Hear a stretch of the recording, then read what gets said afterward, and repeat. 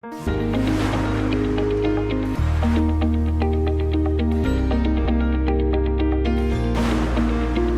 tu appliques à ta vie, when you will apply it to your c'est life, utile, it's useful, c'est fiable, it's reliable, et c'est and efficace. it's effective.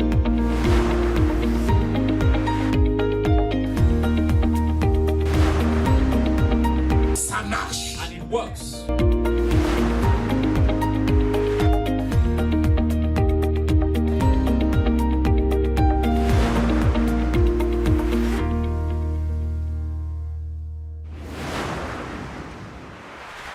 De parler de l'intelligence émotionnelle, alléluia, et comment gérer les émotions, comment comprendre les émotions, comment utiliser les émotions dans le but de guider la pensée, guider les actions, le comportement et guider aussi nos relations. Amen. Je viens de donner la définition. Amen. Nous sommes en train de parler de quoi? Comment comprendre les émotions, utiliser les émotions, gérer les émotions dans le but de guider la pensée, alléluia, guider nos actions, nos comportements et guider aussi nos relations. Amen. Donc, c'est une leçon qui est très importante pour nous tous. Nous sommes en train de parler aussi du fait que ici, ICGC, nous sommes en train d'élever les leaders.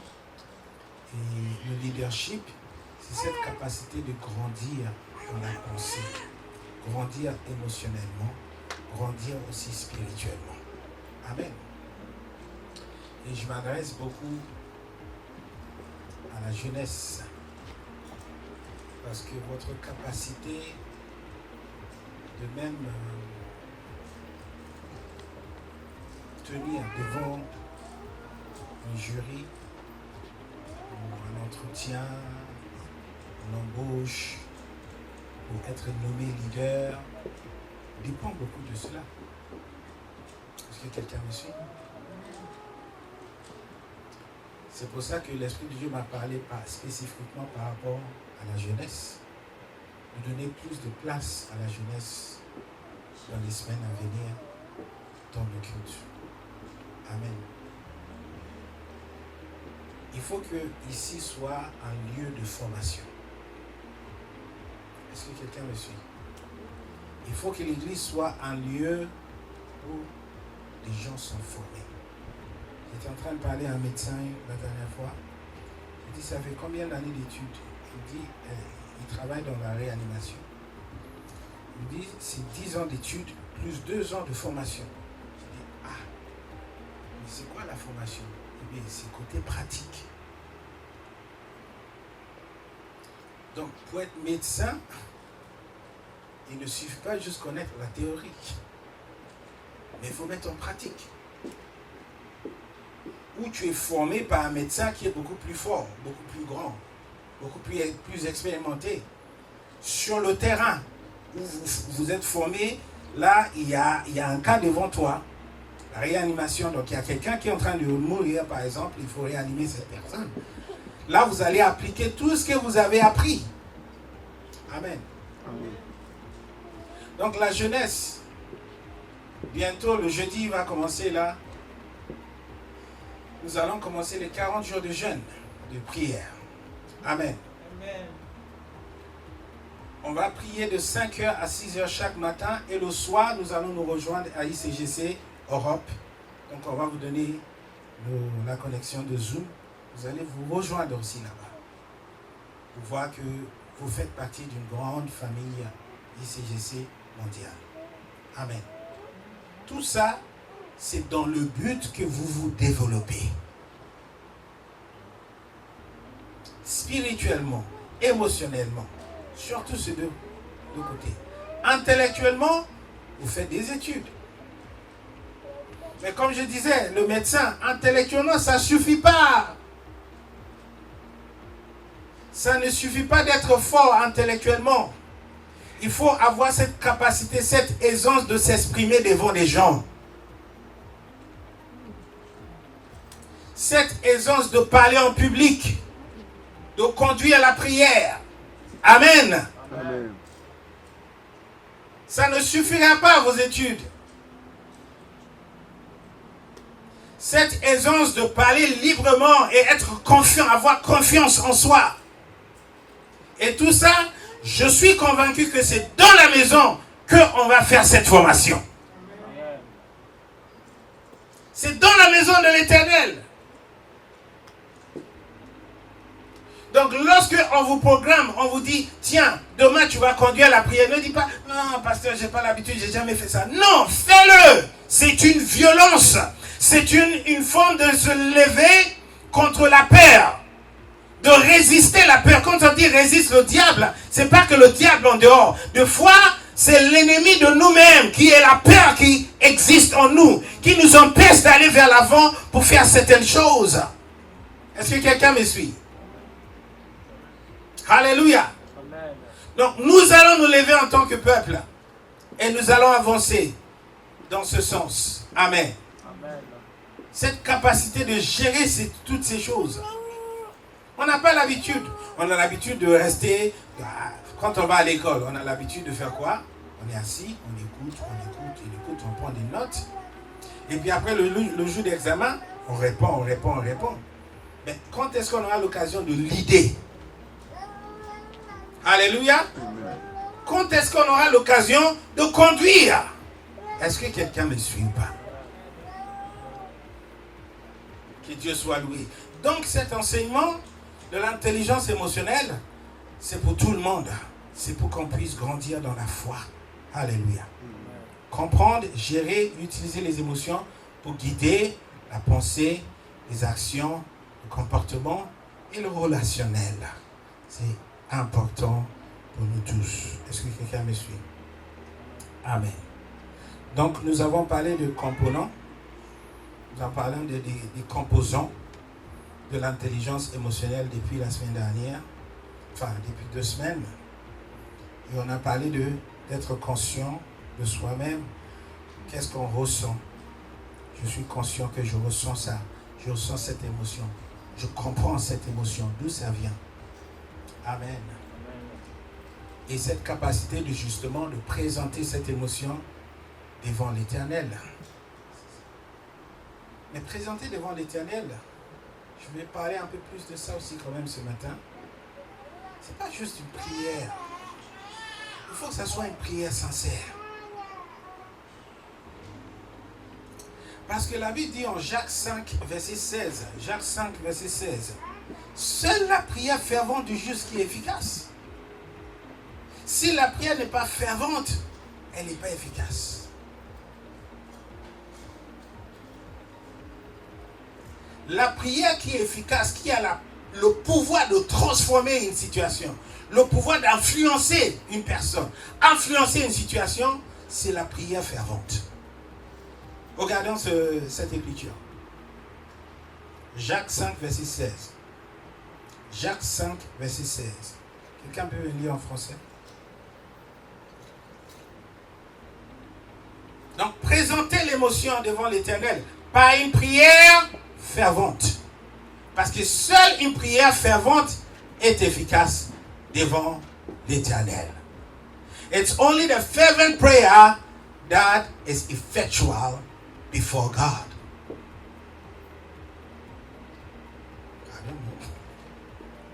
Seule la prière fervente est efficace devant Dieu.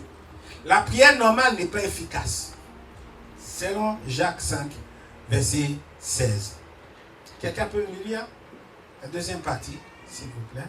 Jacques 5, verset 16.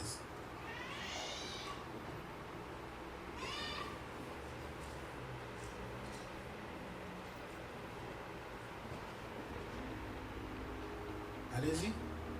Allez-y, lis. Viens, lis dans le micro. Comme ça, on va tout avoir.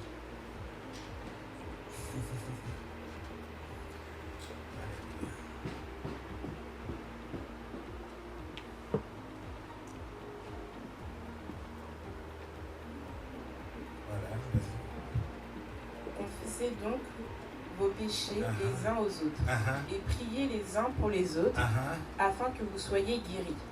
La prière fervente. Qu'est-ce qu'il a dit encore? La prière fervente du juste. Il a dit quoi encore? La prière fervente du juste. Il n'a pas dit la prière, il a dit quoi? La prière fervente. Il a qualifié la prière, n'est-ce pas? La prière quoi? Fervente. La prière Fervente. Dis avec moi, la prière Fervente. C'est la prière fervente. Il a qualifié le type de prière. Vas-y. La prière fervente du juste a une grande efficacité. A une grande efficacité. Amen. On ne prie pas juste pour prier. On ne prie pas parce qu'on m'a dit de prier. Reste. Tu vas faire avec moi ce travail. On ne prie pas parce qu'on m'a dit de prier. On prie parce qu'on a envie de prier. Amen. Seule la prière fervente du juste a une grande efficacité. Il faut que nos prières soient efficaces. Quand on dit quelque chose d'efficace, ça produit des résultats. Quand on dit quelque chose d'efficace, ça influence une situation. Ça veut dire que cette chose est efficace. Amen. Quand on dit quelque chose d'efficace, cette chose a une puissance de transformer le résultat de quelque chose. Amen. C'est efficace. Et la parole de Dieu dit que la prière est efficace. Ça peut transformer une situation. Je peux être bas, mais après une prière, mon état d'esprit peut changer. Je peux être découragé, mais après une prière fervente, l'état d'esprit va changer. Amen. Je peux être en état de peur, mais après la prière, la peur disparaît. Amen. Je peux être angoissé, mais après une prière fervente, l'angoisse disparaît. C'est une prière efficace. Alléluia. Est-ce que quelqu'un me suit? Continue, le verset 17. Élie était un homme de la même nature que nous. Il nous dit que Élie était un homme comme nous. Pourtant, on le voit comme un homme si grand et puissant. Il priait avec instance pour qu'il ne plût point. Il n'a pas simplement prié. Il a fait quoi? Avec instance. Alléluia. L'anglais dit earnest. Amen. Ça veut dire que insistant. Une prière qui est qualifiée. Amen. Il a prié comment? Avec instance. Avec instance. Pour qu'il ne plût point. Waouh! Et il ne tombe Tu peux point. imaginer quelqu'un qui se lève les mains dans les yeux et dit que la pluie s'arrête. Tu peux imaginer que toi, tu vas faire quelque chose et la pluie commence à tomber. Et tout d'un coup, tu lèves la voix, tu commences à prier contre la pluie. Tout le monde va dire, t'es fou, quoi. Mais on n'arrête pas la pluie avec la prière. Mais Élie a fait. Et la Bible dit qu'Élie est un homme comme toi et moi. Vas-y. Il ne tomba point de pluie sur la terre pendant 3 ans. 3 ans. Mois. La prière s'est arrêtée. Il n'y avait plus de pluie. Et puis il pria de nouveau, et le ciel donna de la pluie, et la terre produisit son fruit. Ça, c'est une prière efficace. Il a utilisé la prière pour arrêter la pluie. Il a utilisé la prière pour faire tomber la pluie encore. Ça veut dire qu'il avait quelque chose. Il avait une puissance. Il avait une puissance de pouvoir arrêter les cieux et débloquer les cieux. Wow. Ça, c'est la prière. Mais ce n'est pas la prière ordinaire. C'est la prière avec instance. C'est la prière fervente. Donc, notez, vous pouvez vous asseoir maintenant, vas-y. Notez certains points par rapport à une prière fervente. Quelles sont les caractéristiques d'une prière fervente? Qui peut même changer ton état émotionnel? Amen. Qui peut changer comment tu te sens par rapport à une situation. Il dit présenter ça devant l'Éternel, mais ce n'est pas n'importe quelle prière, comme je dis, mais c'est la prière fervente avec instance. C'est cette prière qui change l'état d'esprit. L'état, comment tu te sens dans un instant T. Notez-le. 1. Pour une prière fervente, quand on prie, déjà, se concentrer devant Dieu. Se concentrer devant Dieu. Ça, c'est le premier point. Quand tu veux que ta prière soit fervente, ça commence par une concentration profonde. une concentration profonde. Toute distraction, dehors. Toute distraction s'en va ailleurs. Il faut que tu sois concentré. Amen. Donc note-le. Concentration. J'espère que tu es concentré, jeune homme. Tu es bien concentré? Tu ne peux pas faire deux choses à la fois. Écoute la parole. Écoute la parole. Toutes les jeunes, toute la jeunesse, écoute la parole. Amen. Donc la prière fervente, ce n'est pas juste prier à haute voix et crier. Non. To pray fervent prayer is not just praying loud. Amen. Amen. Il y a des caractéristiques d'une prière fervente. The characteristics of a fervent prayer. Il faut qu'une prière fervente commence par la concentration profonde. It must start with focus, concentration. Lorsque ta focalisation ou ta concentration est élevée à un point, ta prière commence à être fervente. When your concentration is high, your prayer becomes fervent. Deuxième point. Second point. Il faut définir une intention précise. You have to define a precise intention. Une intention. Qu'est-ce que tu es en train de prier? Why are you praying? Qu'est-ce que tu veux atteindre? What do you want to achieve? Qu'est-ce que tu veux découvrir? What do you want to discover? Qu'est-ce que tu veux recevoir? What do you want to receive? Il faut que l'intention, il ne faut pas que la prière soit vague. It should not be vague. Où tu es là, tu pries, mais tu ne sais pas qu'est-ce que tu es en train de prier. Where you're praying, but you don't know why you're praying. Prier, c'est savoir ce que tu demandes. But praying is knowing what you're Donc asking l'attention est devant les yeux. for. So your intention should be before Et you. ça aide même à focaliser. It helps you to focus. Il faut prier Pray. selon ce que tu as besoin. According to what you need. Par exemple, imaginons que tu es angoissé. Imagine that you're in anguish. Commence à prier selon cette angoisse. Pray according to that, in Voilà. line with that anguish. Prie contre cette angoisse. Pray against it. Prie que cette angoisse s'en va. Pray that it goes. Si tu es déçu, If you are disappointed, cette déception, prie que cette déception s'en va. that disappointment, pray that it should go. Si tu es dans un état émotif quelconque, If you are in a certain state, emotional state, in a certain emotional state, il faut que la prière soit ciblée vers ça. Ça, c'est une prière fervente. let your prayer be focused on it. That's fervent prayer. Amen. Amen. Notez-le, notez-le, Write notez-le. it down. Deuxième Note point, it down. c'est l'intention précise. The second point is focused intention. Troisième Precise point. intention. Dirige consciemment tes pensées vers Dieu. The third point is direct your attention towards God. Tu vois que tous ces trois points sont en train de parler de la pensée. La pensée. You know that all of these 3 points we are talking of the mind. Amen. Amen. Donc tu ne peux pas prier être distrait. So you cannot pray and be distracted. Donc dirige consciemment ta pensée vers Dieu. So direct your mind towards God. Et ça veut dire que là, à ce moment-là, That means at that point, la prière se lève en toi. prayer begins to rise. in Amen. you. Quatrième point. The fourth point. Appuie-toi sur les Écritures. Stand on the Stand on the Scriptures. scriptures. Appuie-toi sur les Écritures. Stand on the scriptures. Alléluia. Amen.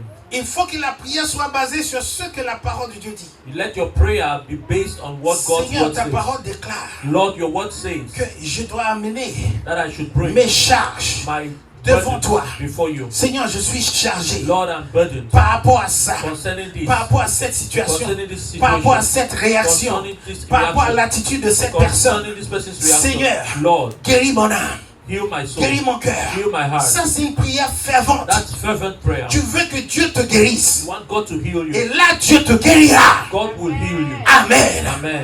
Mais si tu ne pries pas déjà, But if you don't pray, ou bien tu pries, mais tu n'es pas en train de suivre toutes ces étapes, but you're praying, not following all these stages, la prière n'est pas fervente. your prayer will not be fervent. Amen. Amen. Amen. Amen. Ramène ce besoin devant l'Éternel. Bring this need before Basons the sur Lord, les Écritures. based on the scriptures. Amen. Amen. Cinquième point. The fifth point. Quand tu fais une prière fervente, When you pray a fervent prayer, prends ton temps. take your time. Il ne faut pas que tu sois pressé. Don't be in a hurry. Amen. Amen. Prends ton temps. Take your time. Pour pouvoir être concentré sur quelque chose, To be focused on something, ça demande du temps. it demands time. Du temps. It needs time. Du temps de focalisation. Time to focus. Focaliser ton énergie. You're focusing your energy. Focaliser la pensée Focusing your mind vers Dieu. towards God. Ça prend du temps. It takes time. Ça peut être 10 minutes pour It certaines personnes 10 minutes for some people. pour pouvoir calmer toutes les distractions. So to calm down all the C'est distractions. pour ça qu'on ferme les yeux pour That's prier. why we close our eyes to Pour pray. qu'on puisse être beaucoup plus focalisé. So that Mais we ça can be prend du more temps. focused. It takes time. Donc sois lent dans le processus. Be slow in the process. Amen. Amen.